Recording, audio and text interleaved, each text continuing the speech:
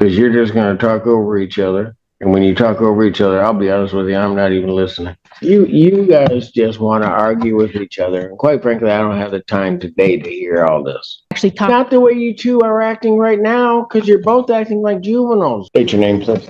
Lori Anderson. I went back and reviewed. Can I read my little spiel? Hold on, no. You can't. I just look at it. And this is the first time I've seen her since she signed the lease on May 5th. I don't care. Okay. Because you're just going to talk over each other. And when you talk over each other, I'll be honest with you, I'm not even listening. You guys just want to argue with each other. And quite frankly, I don't have the time today to hear all this. Actually, not the way you two are acting right now, because you're both acting like juveniles. State your name, please. Lori Anderson. I went back and reviewed the record. What is clear in this case is I specifically indicated to both parties that they needed to be here in person. And she is not here and the like. Did receive an answer. What is your claim? This is for termination of tenancy. And a judgment, sir. Do you want me to read my? How much are you claiming is owed? $1,139.94 as of today. Hang on, $139.94. All right, and that is for? That is for nervous. July rent. Which is the amount of how much? $330 plus late fees, which are $25 a day. So I calculated. Can't do that. No late fees? All right. I can't let you assess late fees at $25 a day. Okay. First of all, I think under case law, it would be an illegal late fee. Late fees have to be reasonably calculated to the cost of collection. That's not an exact science, but they certainly cannot be what would be called liquidated damages, which those would be. Okay. So what months does she owe for? July. I got a calculation. July, that would be $3,300 for July. $3,300? Yes, sir. And that's the rent? Yes, sir. Okay. And then I got the water bill, the water charges. And how much was that? Oh, let me see. I had it all prepared and I'm just. How my day always runs. What'd you say, sir? I said that's pretty much how my day always runs. I have it prepared and then. I had it all in order. Now. Find it. Oh, God. Hold on. Okay, thank you. Okay. Got it? Okay. Okay. Here's an order. Okay, court cost of $33.59. That's to get her served. Lawn care service of $35. She didn't pay. I had to pay for the lawn care service.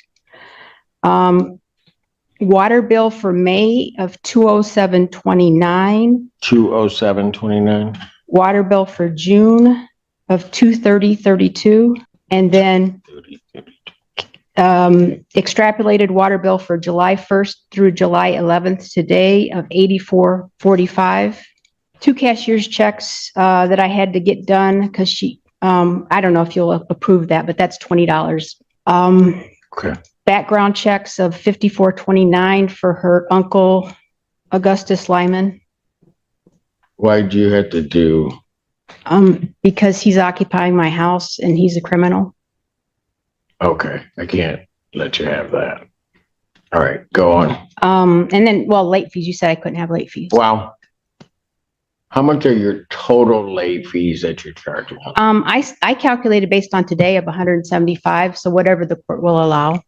175 for July. Well, to the I calculated to July. To today's date? Today's date. Yes, sir. Okay.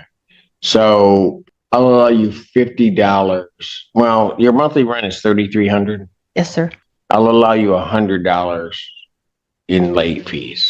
Okay. Okay. Thank you.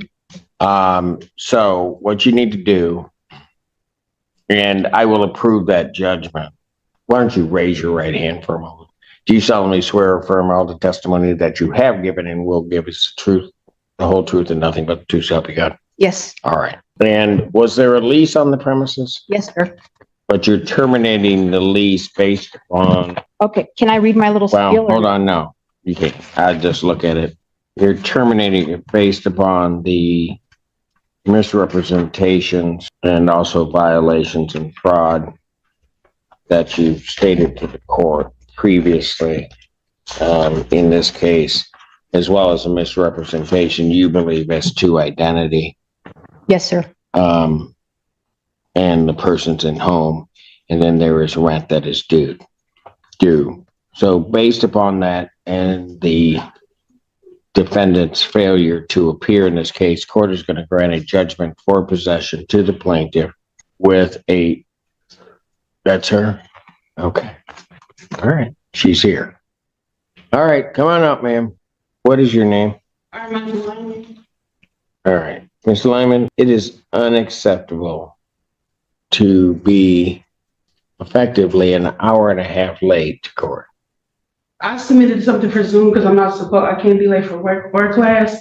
So I just came straight from school. And I got off the bench and I specifically looked because I specifically indicated to both parties that you needed to appear in person. I didn't receive an email of a denial of Zoom either.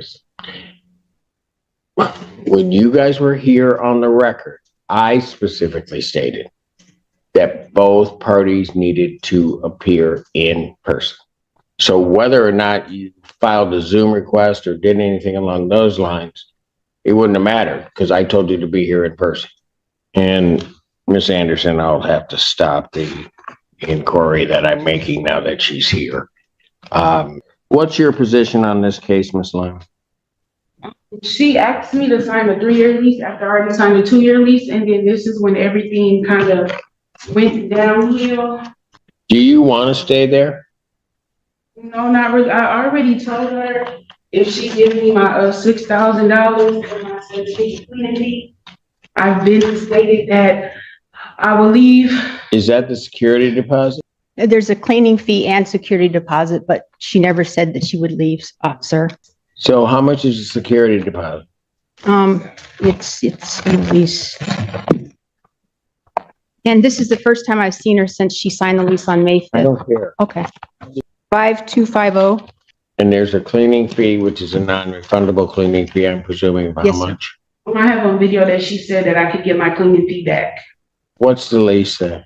Well, it's non-refundable, but I said if she leaves it really, really clean and, just like I had it, that I would be willing to, refund her that based on, I being understand. clean. Okay, Because I but the lease itself says it's a non-refundable. yeah, because I think by law it has to say that. So that's why it says that. It doesn't have to. Why? I don't know. I'm not A lawyer. I'm not a lawyer. All right. So otherwise, two things. First of all, with reference to I understand the oral representations that were made regarding the cleaning fee, but the lease would indicate that it's a non-refundable cleaning fee. Yes, sir. So, Because I thought that's what I was. and then with reference to the security deposit, that security deposit is can be used to pay rent, can be used for utilities and other things that may be outstanding. My understanding is that there are a number of water bills that still need to be paid. There is July rent that still needs to be paid. So, and I would have no way of assessing whether or not there were damages to the premises. So I don't know that that's a negotiation. But you say that you don't want to be there. Well, yeah, because she has neighbors watching me, and it's very uncomfortable coming home, and there's people watching me. All right, Ms. Lyman, let me ask you this. What do you want me to do?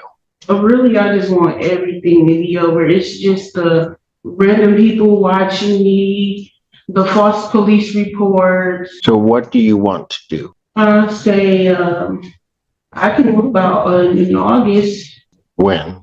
at least the 1st or the 6th. Okay. And what about July rent I was gonna put the rent in as well.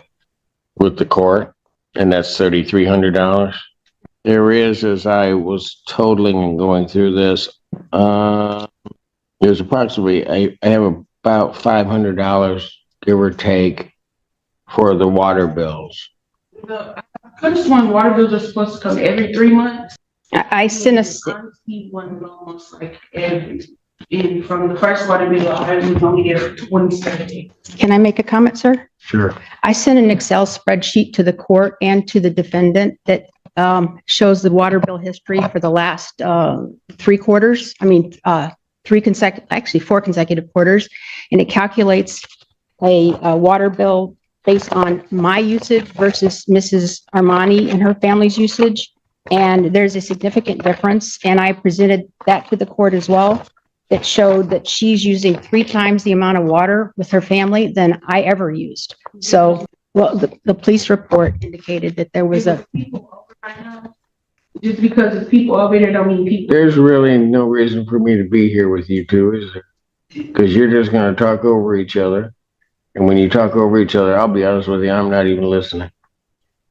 Can I make a statement, sir? You have. Go ahead. What is the statement? This is the first time I've seen her since May 5th because an older woman who says she's Armani, she's at least 40, has been telling me she's Armani, but I think it's her mother, Joanna Lyman, and I've never been able to speak with her or see her. So I can't even talk to my tenant. I would have liked to have tried to work something out, but I'm not able to ever talk to her. Yes. That's a lie. She's seen me on multiple occasions. She doesn't even know anybody else who's ever met my mother. You've only met with me every single time.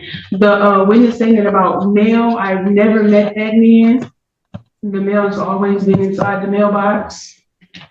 I've never met any of the neighbors because I don't even go confront people. I just go on about my day. So of course, none of them ever seen me but her. And the fraud about the address that she said she lived at. In fact, she was living at a place on Maplewood that she was actually being evicted from. And she told me she was living at Mr. Diop's house that's on her driver's license that he's lived in for 3.5 years.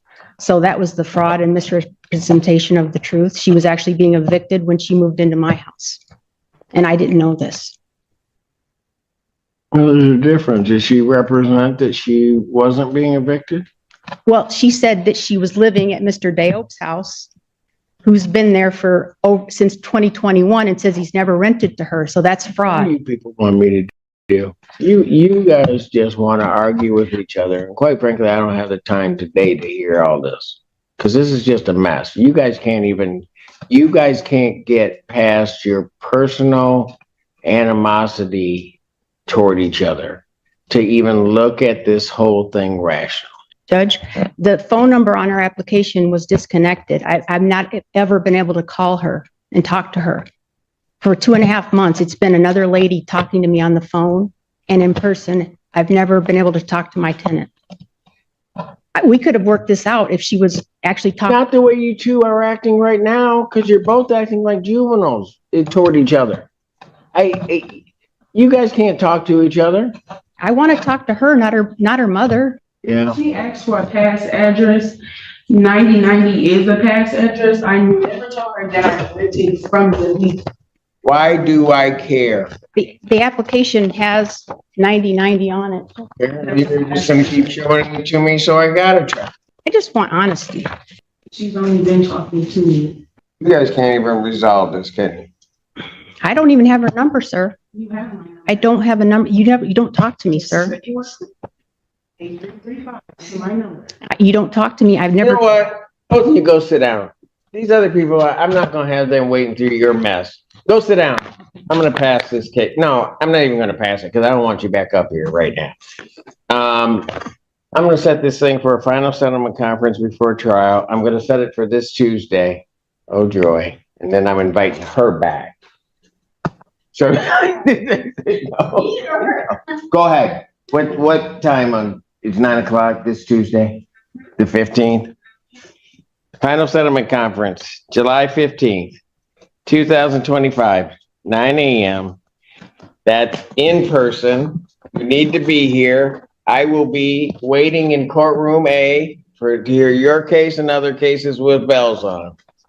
The rent, since the mortgage is due, can 9 a.m. on the 15th. I am not making a decision today. You are to put the $3,300 in the court escrow. Thank you. Thank you.